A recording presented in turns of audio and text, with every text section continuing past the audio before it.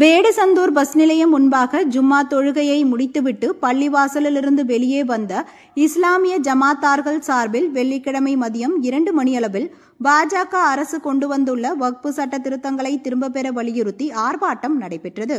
இந்த ஆர்ப்பாட்டத்தில் மனிதநேய மக்கள் கட்சி, திமுக, அதிமுக, காங்கிரஸ், விடுதலை சிறுத்தைகள், தமிழக வெற்றிக் கழகம், இந்தியா கம்யூனிஸ்ட் கட்சி மற்றும் கட்சி சார்ந்தோர் கலந்து கொண்டனர்.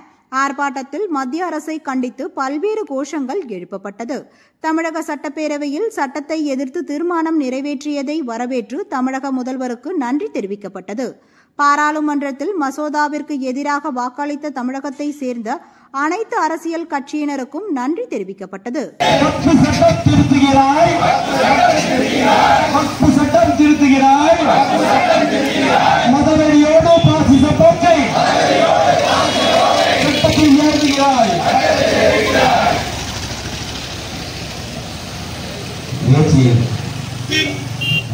இந்த ஆர்ப்பாட்டத்தின் துவக்கமான கண்டன உரையை சிறிது நேரம்